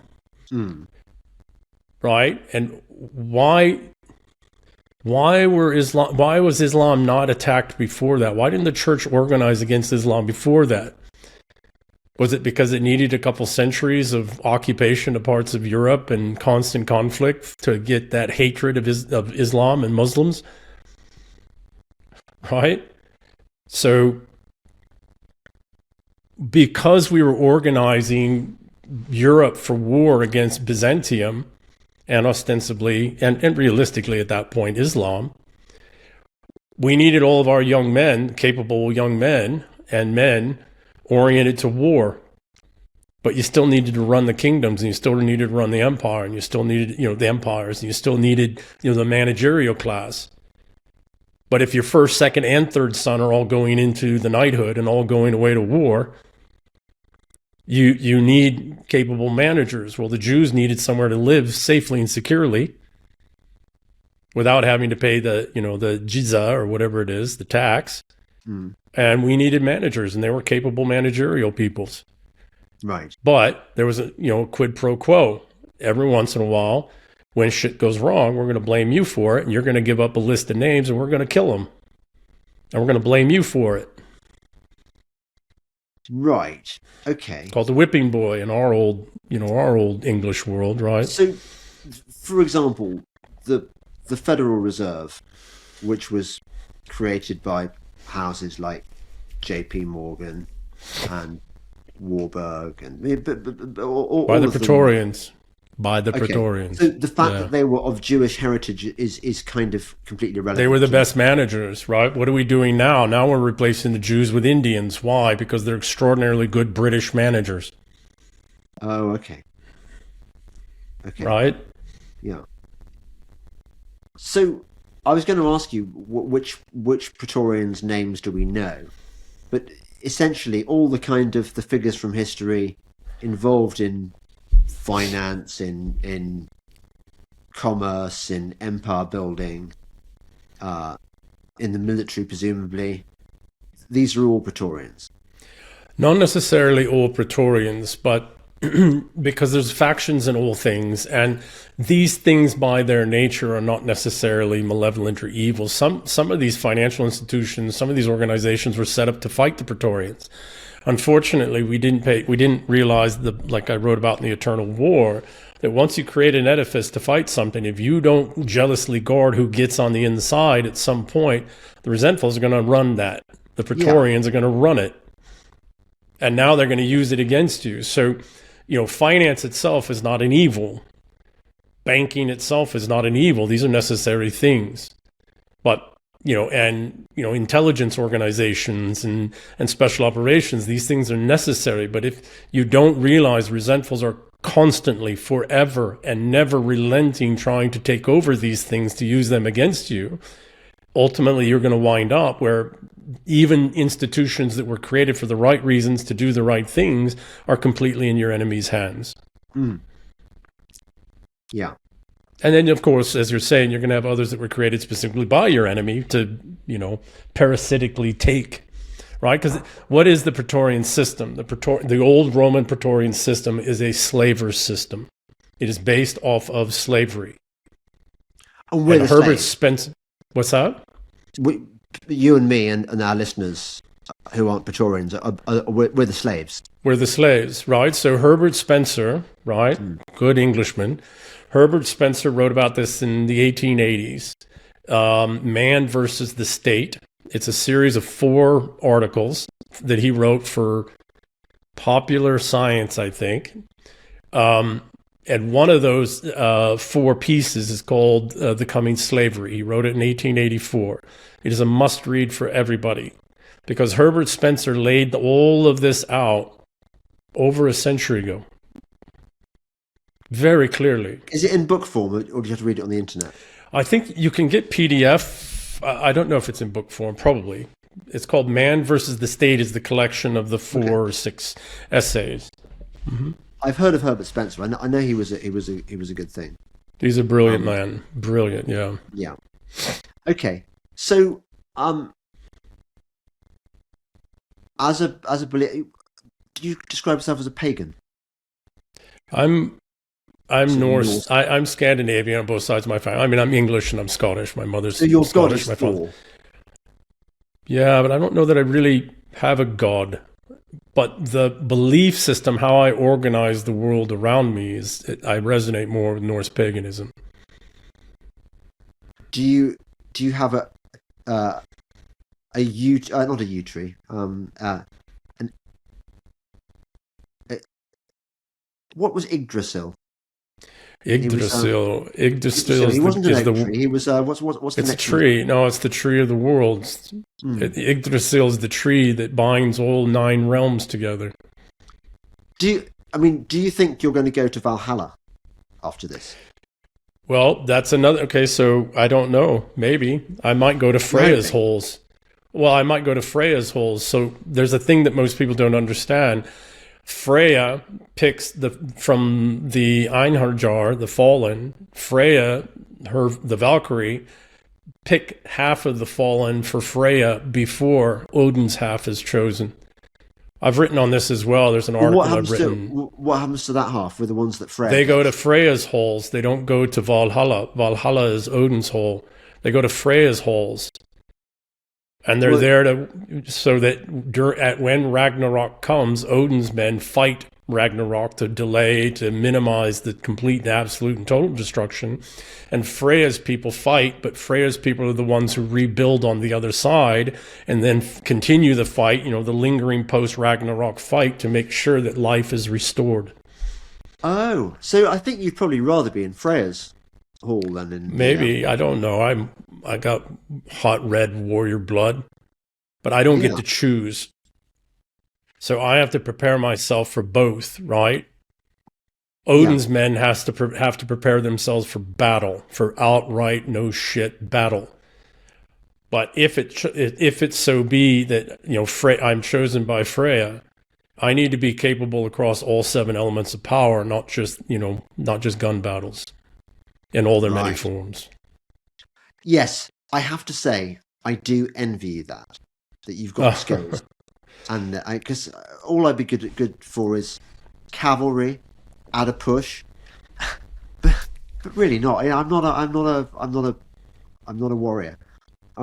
Which is the Lancers might have been fun. I think one of the greatest temporary periods, by the way, because the Lancers didn't last very long because of gunpowder and all of that. But what a marvelous time to be alive, to have been a Lancer.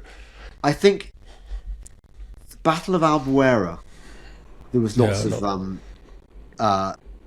lancing. I think I seem to remember that the British squares had to endure have the French lancers ravaged. I don't think that was fun. No. Now, the reason I was asking this was because obviously I have a very, I suppose, a Bible-centric, Christian-centric view of and I see the world in terms of satanic.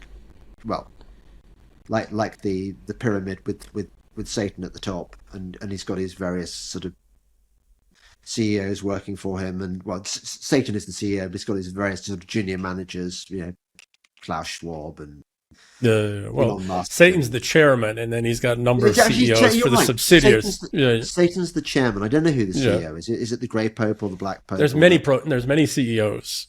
Right. There's many CEOs for different entities and organizations and efforts, and I mean, I suppose the reason I was asking about the Jews is I sort of, I'm suspicious of any conspiracy theory which says it's the Jews, but I'm equally suspicious of any conspiracy theory which says it's not the Jews, insofar as clearly the people who've labelled themselves thus punch above their weight in terms of global evil influence. It doesn't mean to say they all do that. They've been the managerial class for 1,000 years. Right. Of course, in managerial Praetorian systems, they're going to have a disproportionate amount of top management leadership. But that's if we watch right now, I've written about this, I've spoken on this many times. If we watch right now, they're being replaced by Indians. Right. all over the world, all over the former British Empire and elsewhere. I must say, even though whenever I talk to you, I find there are the points where I disagree wildly or mildly with what you're saying. I I do find your theory very interesting and coherent, Mm-hmm. and also it sort of gives me an element of hope because if you're right, I mean, I love the idea that President Trump was in some way some kind of white hat, and that there was we were going to get out of this mess. I have problems with it. For example, I have problems with the fact that his relationship with Jared Kushner and Chabad. I think these are deeply suspect things. The whole Israel axis is it doesn't smack of somebody who's here to save us. Yeah, so give me 1 second. Very complicated thing, but the enemy, the resentfuls, are always trying to make sure they got one of their gatekeepers, in and around you. They're always trying to, even if they can't get a gatekeeper in or some of your security or both, then they try to get as many photos with you and get in as many different places with you over time to make it look like there's this stronger association than there really is, guilt by association. This is what Epstein did with Trump and others. He would get into photos because they moved in a certain, social class. And inevitably, that's a very small group, by the way, globally. And so, Yeah, of course, they were going to run across each other at different events, et cetera. It didn't mean at all that they have an association, right? right. I've watched this since I was young. My mother even told me about this, right? Careful. Don't, careful with people. Careful, when you meet people, careful, just people will try to make it look like they have a relationship with you when they don't, Oh, okay. right? So, and the other piece is sometimes you have to let some of these people close and listen because you need to hear what the hell they're doing, or you need to pick up intelligence and information from them that helps you make your assessments better. But you keep them as arm's length as you can, Okay. right? Unfortunately, we don't always get to move and operate just with the good guys. And sometimes we're a bad guy too, but not necessarily because we're a bad guy. It's because I didn't know what the hell was going on. Yeah. And so I made some choices, that were mistaken, Mhm. right? So with Kushner and them, if you look at his first administration, it's fundamentally different than the second, and you almost never hear those guys' names. There's a whole different team here now. Yes. Who was that terrible Secretary of State he appointed? Um, Rex Oh, I don't Tillerson. remember. Yeah, Tillerson. Tillotson or whatever. Yeah, I think it's Tillerson. Tillotson. And Yeah, you were like thinking, what? I mean, mind you, those were in my yeah, normie days when I believed in the left and the right yeah, and stuff. yeah, So it doesn't matter anyway. yeah. So okay, so going back to the beginning now, well, almost the beginning. We're skipping out the horses and courage bit. Um, you reckon that the Venezuela op is destroying the. But Rothschilds, where are they on this? They're so the John Wick movies, right? Yeah, he The killed his people job. who, yeah, well, but the Big people who mistake. sit at the high table don't own the high table. The Rothschilds sit at the high table, but they don't own it. They own quite a good chunk of it. That no, not of the table, of things in front of the table, right? So the people who own the high table are above the high table, and in Europe, and actually much of the world, it's women. These are old matrilineal families, and Like who? so the like the House of Garsenda, the House of Eleanor, the House of Euphresne. There's others. You can do there. You go do a YouTube search for European matrilineal dynasties. I recommend anybody. There's 3 or 4 brilliant videos that have been done on it, and it's all This well documented out. this is a new rabbit hole. I did Ah, not know about. Just tell me a bit more. Matrilineal okay. dynasties in Europe, Yes, and they still run by women. they. Yes, and some of them go back 900 years unbroken, mother to daughter. And these are baddie women. Not necessarily all baddie women. It's just women are locked in genetic warfare from the moment they're born to the moment they die. And we're all caught up in female versus female genetic competition. And because of the way, just statistics alone, the differences between male lifespans, male procreation versus female lifespans and female procreation, male lines tend to die out. No more, the longest lived lines that are legitimate genetic, there wasn't a secret adoption or there wasn't some, some cuckery or something else going on. Male lines tend to rarely go more than 5 generations at their most extent, some 7 to 9 in these rare, weird cases, like harems, right? This is one of the things that the Ottomans did right. They had harems. Why? That was actually to ensure that the Ottoman Sultan, right, that the son that followed in, that there was a number of sons, that there would always be a son to follow after him, and that it was actually his son, right, and not somebody else's.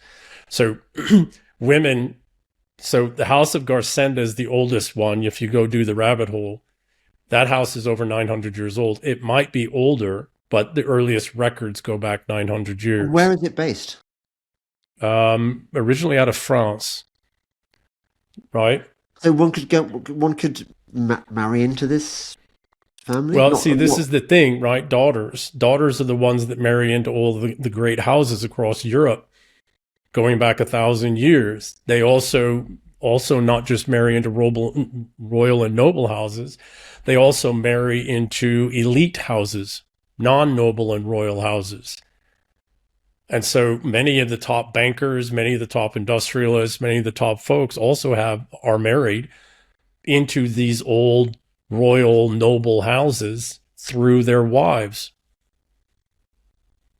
or their mothers, right? So like, I'll give you an example. So the royal family of Russia, okay, going back to, I can't remember, somewhere 800s, 900s, maybe it's earlier than that, is a family called the Rurikid family. They're actually Varangian guards out of Byzantium because the Slavic tribes couldn't mediate between themselves. So they brought the Varangians in after their service in Byzantium and established this family as the Russian royal family to arbitrate between the Slavic tribes. That family is called the Rurikid family. It's still around today. Right? Where do they live? They're all over the world.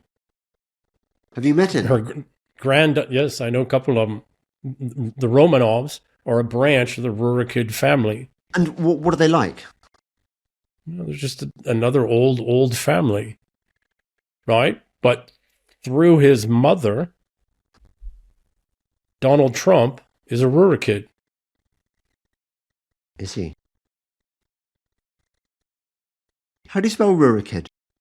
Rurikid. Oh, mate, so what's that? Why? I've never had that before. Why is my computer listening to me? And do you hear that? Yes. I did not ask for that. Fuck off, computer. Don't do that to me again. How do I turn it off? I have no idea. It must have been triggered by a very important thing, right? So the thing is that people need to realize that these old matrilineal houses are who owns the world. And it passes down from mother to daughter. Right. And they find, and upper class families still do this, and upper middle class families still do this. Then they go find men that are the right match for their daughters. Right. To manage, to be to sire the children, to protect in the broader spectrum fight, etc. Right. That is really interesting. And have you met any of what was the previous one you mentioned? Not the Rurikid, but the other one, the Garsenda, Euphresne. I've met several of them, and some of these houses, of course, have branching lines through daughters who married into other families, etc. Yeah. Right. But like the English royal family, the British royal family, the English royal family, is the descendant of 3 of these houses. Okay. Direct Are they descendant. good looking, these girls? What's that? Are they good looking? Not always. See, people really need to look at history. A lot of times, a lot of nobles, noble men, or elite men, or men that were great soldiers and great leaders, like Lord Pembroke, right? First Lord Pembroke, Lord Marshall, William Marshall, right? Yeah, William Marshall, yeah. The greatest knight. He was married to one of these daughters. That's what made him wealthy. That's what made him Lord Pembroke. Eleanor of Aquitaine, Her Majesty Eleanor of Aquitaine, found a wife for him. Right. So, well, this of course gels with my Mothers of Darkness theory that it's evil women who run the world, really. Well, okay, so that's absolutely the case, right? It's what's happening right now is we have nothing but unhealthy matriarchy and control. And if we are going to do anything to restore and survive, we need to remember and recognize matriarchal power as the ultimate power. And we need to seek out and restore healthy matriarchy at every level. Because, and I came upon all of this probably 30 years ago when I was reading about the witch burnings in the 15, 16, 1700, into the 1700s when it was finally stopped, and the Inquisition, right, in all of its various forms, right, and somebody had written a book or a paper, I can't remember, it was a long time ago, right, that had articulated that the witch burning was actually unhealthy women, unhealthy power women, for generations, for a couple centuries, killing any healthy, whole, brilliant, vivacious woman who was coming up in the society and the population. And that what it was doing was it was eradicating a certain healthy, balanced genetics in women. You are a fund of wild new conspiracy theories. I read this sometime, and then I see it, right? And then in the TV series Vikings, in the last season, Bjorn Ironsides has two wives, his last two wives. One is Grunhild, and I can't remember the other one's name. Grunhild was a strong, powerful shield maiden woman, loved him dearly. When Bjorn was killed, she actually swam out in the fjord and drowned herself. She couldn't live in a world without him. Well, then who inherited the kingdom? The crazy witch, the crazy beautiful witch that was the second wife. And they do a great job, sottovoce, right? Italiano, right? Subtly, little voice, of expressing how crazy women rose to power in Europe and how we are now, even today, led by crazy, insane women. Okay. Are you recommending that series, Vikings? I am. Like too many things, it peters off at the end, right?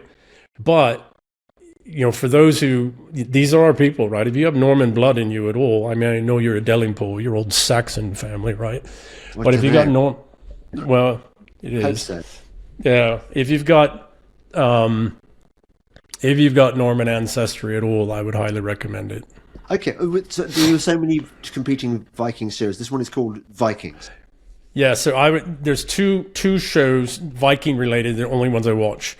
The original Viking series, and the other one is Last Kingdom, which is about the Percy family. I like Last Kingdom, although I love it. Yeah. It really went to shit in the last. It's whatever always happens, doesn't it? Yeah, it was good at the beginning, but it lost it. Yeah. Before we go. I've loved talking to you as always. It's really interesting, and you've actually reminded me. I must read some of your books because they sound really interesting.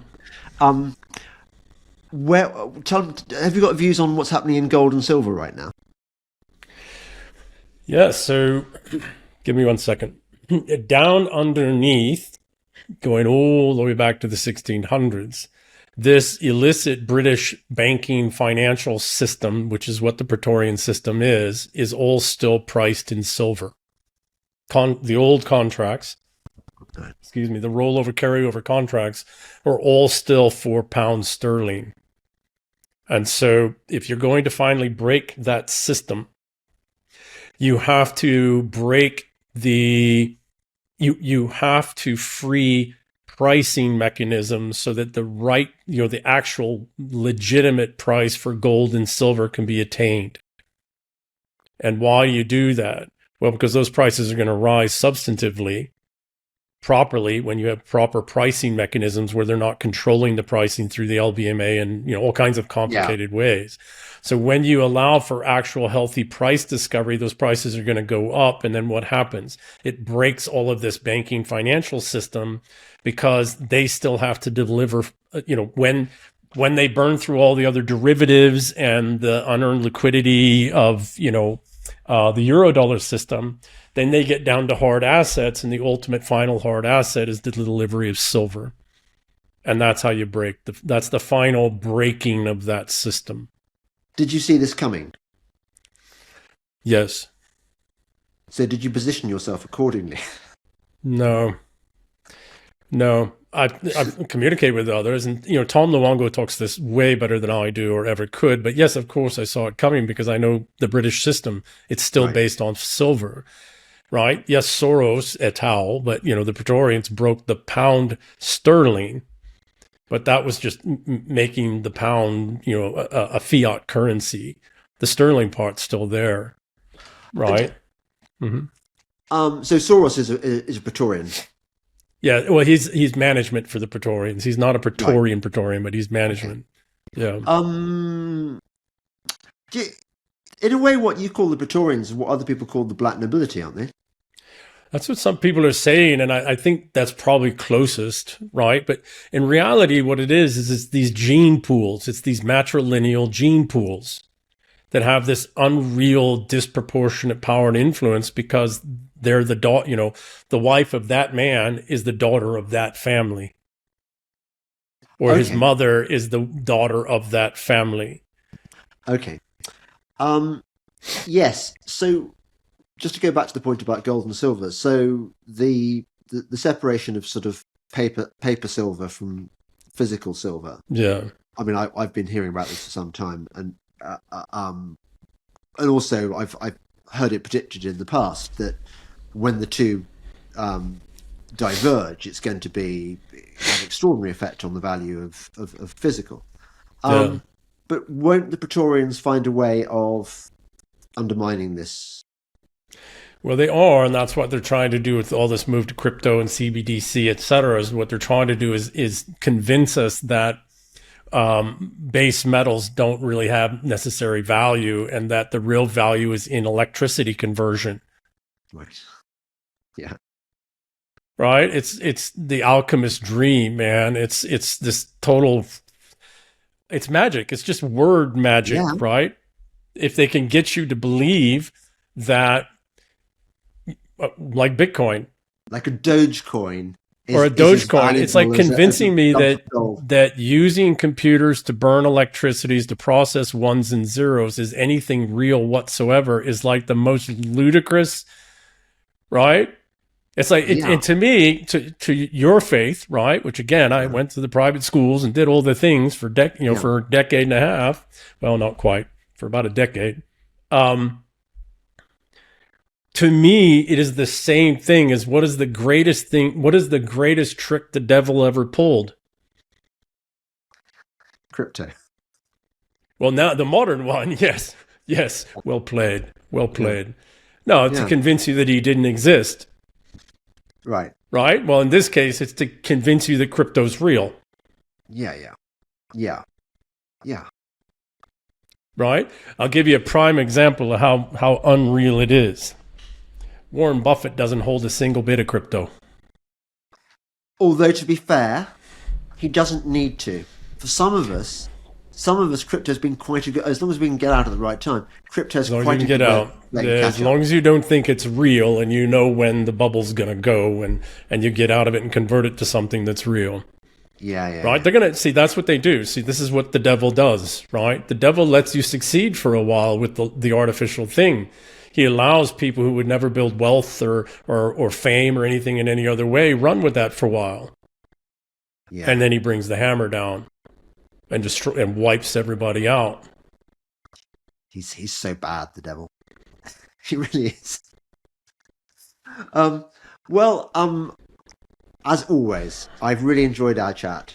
So tell me, oh, we haven't done Greenland. Tell me about Uh, how Greenland fits into this.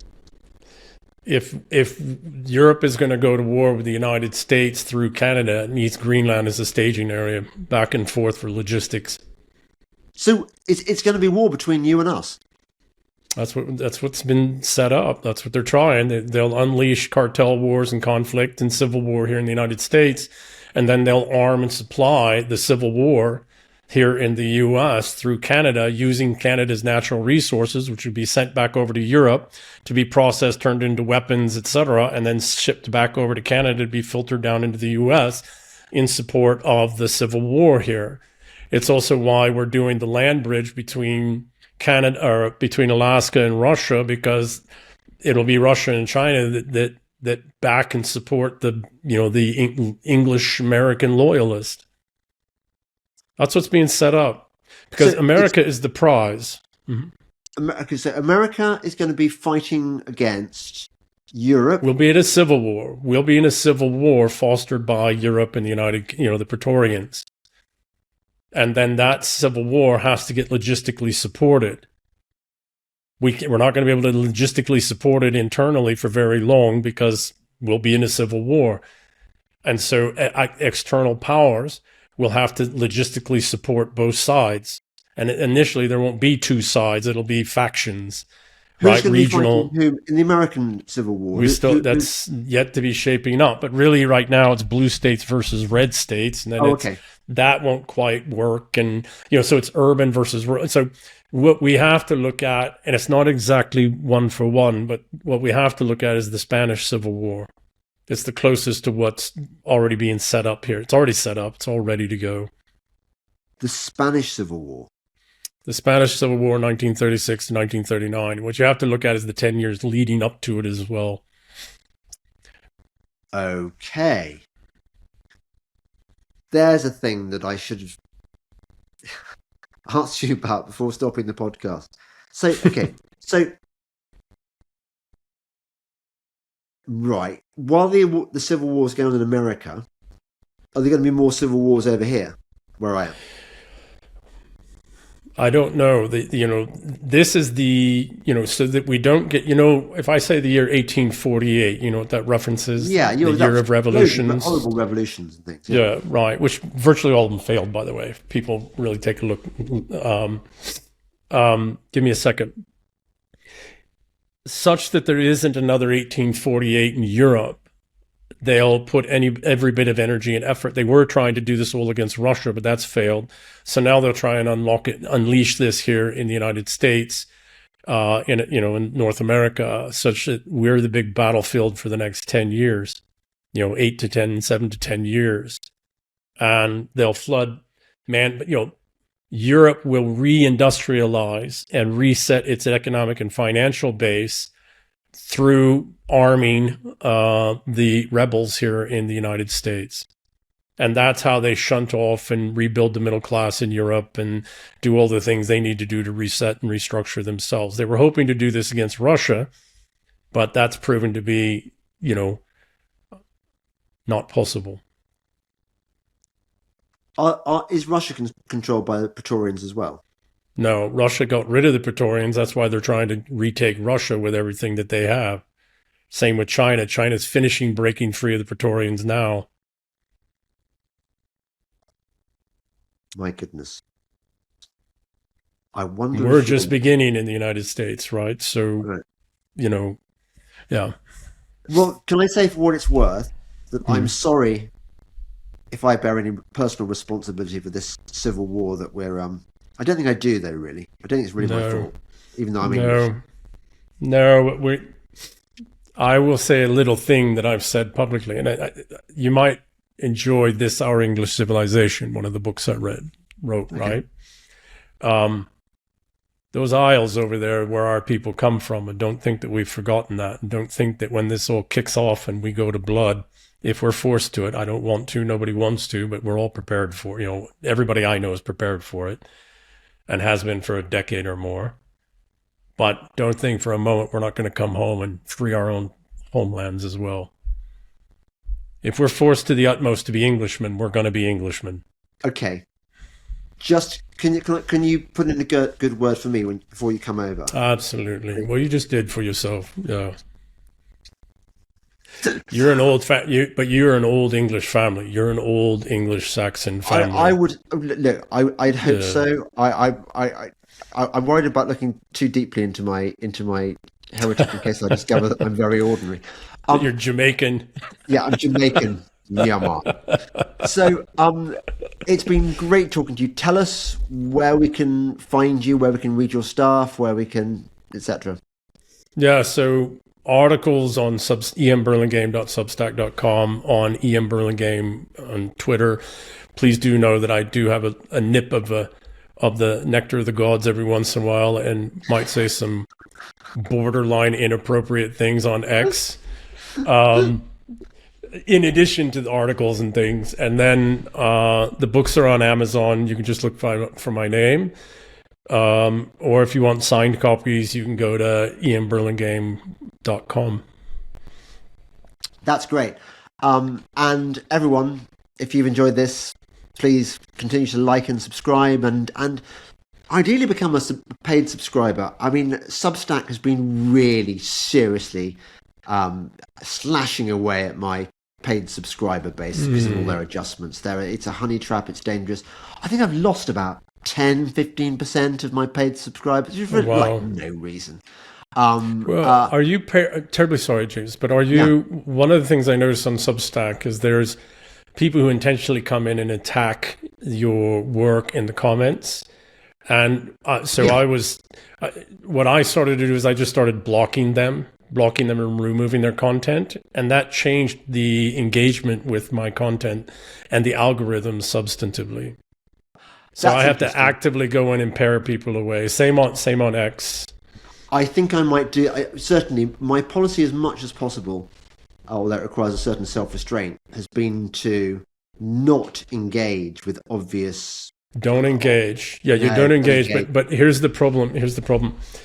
The way in which the algorithms, and this is what I did my doctoral studies in, by the way, right? Sentiment analysis, et cetera, data brokerage. The way in which the algorithms work is they do want engagement and dialogue, but they don't want just, yelling, screaming, et cetera. Yeah. So what happens is that there are bots and then there are actual paid agitators and people who come in and just make negative comments. You have nothing to do or intentionally malign, your content. Well, what happens then is the AIs, the LLMs that are reading and assessing, they see a piece of work and then they see some supports and then they see this, negative counter interpretation, et cetera, and then they downplay that content. So you have to just block the don't engage with, don't, back and forth unless you think there's something redeemable there, but just block them and make sure that you delete whatever their comment was. Then what that does is it removes this negative adverse interpretation of your content, which then opens it up to the algorithms more. Oh, interesting. So, okay. Mm-hmm. Thank you for that tip. I still don't trust Substack. But anyway, if you want to support me, go old school. You can go support me on Patreon if you want, or buy me a coffee, or support my sponsors, or all those things. And send you a horse. Yeah, send me a horse. Obviously, send me a horse with some grooms to look after it because I don't think I'm. There you go. And also, go to my website, jamesdelingpole.co.uk, I think it is, or .com, one or the other. And it's got, you can find ways of supporting me there. Do the right thing. Thank you. Do it, folks. Folks. Don't make me send some guys with guns in your house and balaclavas. Yeah, that's a new way of doing it. Yeah, if you don't give me some money, my boy EM is going to come round to your place, and he's trained. He's a trained killer. Thank you. I got friends all over the world too. All over the world. This is what I want to hear. Thank you. I'll leave you to your day. I'm going to have a cup of tea now. Thank you very much. Thank you, James. Have you uploaded? almost 99, I think. Almost. And I am 83%.